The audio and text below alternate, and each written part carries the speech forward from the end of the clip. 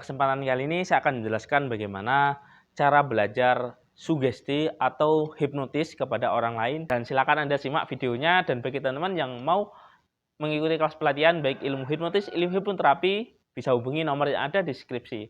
Oke, terima kasih bagi Anda yang sudah bergabung di kelas pelatihan saya baik kelas ilmu hipnotis, ilmu hipnoterapi, ilmu gendam. Dan bagi Anda yang belum subscribe, silahkan Anda subscribe di sini dan nyalakan notifikasinya. Saya Yusuf Aditya, founder dari Padepokan Ilmu Hipnotis. Dalam pelatihan saya, baik ilmu hipnotis, ilmu hipnoterapi, ilmu gendam, dan ilmu daya batin, saya mengajak peserta untuk memaksimalkan seluruh potensi yang ada di dalam dirinya, digunakan untuk berbagai hal. Assalamualaikum warahmatullahi wabarakatuh. Berjumpa lagi dengan saya Yusuf Aditya, founder dari Padepokan Ilmu Hipnotis. Nah, pada kesempatan kali ini saya akan menjelaskan bagaimana cara belajar sugesti atau hipnotis kepada orang lain, yaitu langkah tata caranya. Yang pertama adalah Anda wajib percaya diri. Yang saya tekankan tetap percaya diri. Kenapa? Karena percaya diri ini merupakan fondasi dasar apabila Anda mau menghipnotis seseorang. Selain itu, Anda harus berani mempraktekkan keilmuan Anda. Jadi, kebanyakan orang ketika dia belajar ilmu hipnotis, dia tidak memahami bahwa keilmuannya belum dipraktekkan, tapi sudah takut tentang ketakutan. Nanti saya bisa hipnotis apa tidak? Saya nanti berhasil apa tidak? Nah, ini ketakutan bersumber dari ketika seseorang tidak percaya diri. Nah, tapi ketika orang yang sudah percaya diri, maka dia akan optimis bahwa apa yang dilakukan itu akan berhasil. Kenapa? Asal yang diterapkan adalah prosedurnya sesuai aturan yang diberikan. Karena setiap hipnotis itu ada prosedur aturan mainnya. Yang pertama ada namanya prainduksi, yang kedua adalah induksi, terus yang ketiga adalah ada yang namanya pendalaman. Setelah pendalaman ada namanya deep level test atau tes pendalaman. Setelah itu ada namanya sugesti. Setelah sugesti ada namanya terminasi. Seperti itu. Jadi ada 6 langkah tahapan ya.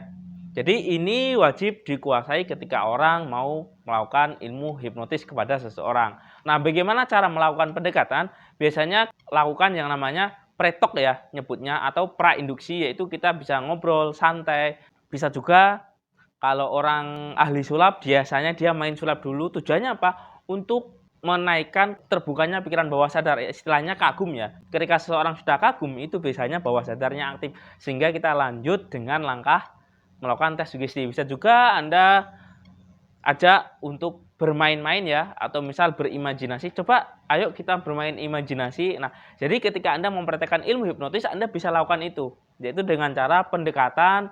Jangan ngomong hipnotis dulu. Kenapa? Ketika Anda ngomong hipnotis dulu, biasanya orang sudah takut. Jadi ini yang biasanya membuat orang malas ketika melakukan hipnotis. Jadi Anda bisa lakukan yang namanya pendekatan dulu, jangan ngomong hipnotis, latihan konsentrasi. Bisa juga Anda ajak main dulu, misal bermain imajinasi.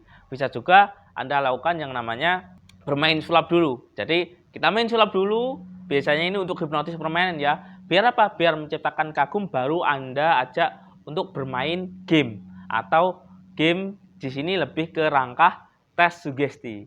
Ngerti ya? Jadi caranya seperti ini. Misal kita ada teman atau sahabat. Nah, oh ya, di sini saya mempunyai permainan atau mempunyai permainan game nih. Nah, coba kamu percaya nggak bahwa saya itu bisa menggerakkan tangan kamu tanpa saya sentuh, misal seperti itu. Atau coba kita main imajinasi. Anda bisa lakukan yang namanya tes sugesti tangan balon dan tangan berat. Tangannya luruskan ke depan. Nah, di sini dia suruh membayangkan balon. Nah, di sini dia suruh membayangkan ada beban yang sangat berat. Nanti kita hitung di sini balonnya semakin lama semakin ringan, ngangkat tangan kamu di sini semakin berat, semakin berat. Nah, Anda bisa lakukan seperti itu.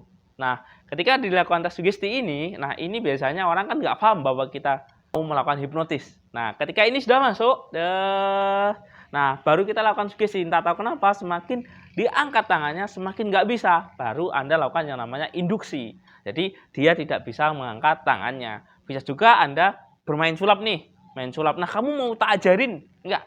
Mau caranya sulap? Coba kamu tangannya seperti ini. Karena orang bermain sulap itu harus orang yang cerdas, pandai, dan pandai berimajinasi. Nah, Anda bisa lakukan itu. Coba tangannya seperti ini. Di sini ada lem yang sangat kuat. Rasakan, saya hitung dari 1 sampai 5. Cara hitungan di sini semakin kuat, semakin kuat. 1, 2, 3. Seperti ini juga bisa. Nanti ketika tangannya nggak bisa dibuka, baru Anda langsung katakan sugesti. Sekarang tangannya nggak bisa dibuka. Nah, tanpa perintah saya, tangan Anda nggak bisa dibuka. Anda bisa lakukan. Tak tahu kenapa, sekarang semakin Anda berdiri, semakin nempel. Akhirnya dia tidak bisa berdiri di kursi. Jadi sesimpel itu ya, ketika kita melakukan pendekatan atau kita lakukan namanya pre-talk ya. Sebelum langkah hipnotis, kita lakukan pendekatan seperti itu. Tujuannya apa? Biar kita bisa praktek kepada orang lain. Tapi kalau Anda biasanya ngomong hipnotis dulu, biasanya orang sudah takut. Nah, seandainya kalau dia tahu bahwa, wah, kamu mau melakukan hipnotis kepada saya. Nah, kita edukasi dulu. Nah, edukasi seperti ini. Hipnotis itu tidak bisa menghipnotis orang lain tanpa persetujuan. Contohnya seperti ini. Coba kamu, tangannya lurusin. Nah, di sini bayangkan tangannya seperti besi yang sangat lurus. Nah, ini biasanya di teknik hipnotis kan ada tuh. Ada tes sugesti tangan baja. Nah, tangannya coba luruskan. Nah, misal kamu saya perintahkan tangannya lurus. Coba, ketika kamu nggak mengizinkan untuk bengkok, maka kamu bisa bengkok. Otomatis dia kan bisa bengkok tuh.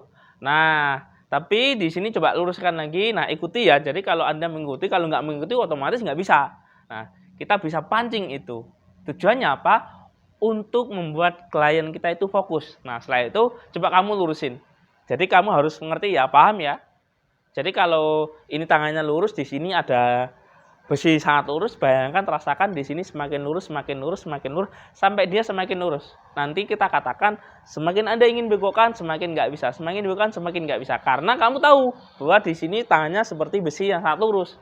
Nah, ketika tangannya nggak bisa dibengkokkan, Anda bisa langsung katakan, oke, sekarang semuanya normal, ini semuanya seperti semula. Nah, setelah itu Anda bisa lanjut sugesti. Nah, sekarang coba kamu duduk. Nah, ketika duduk, tiba-tiba bokong kamu itu lengket di kursi. 1, 2, 3, nah Anda bisa katakan itu. Ngerti ya? Ini Anda bisa terapkan untuk hipnotis permainan, Anda bisa terapkan seperti itu. Jadi Anda otomatis bisa praktek kepada siapapun, karena mudah sekali kan rumusnya. Jadi lakukan pendekatan dulu, harus percaya diri. Nah, usahakan klien itu diajak bermain yang namanya imajinasi.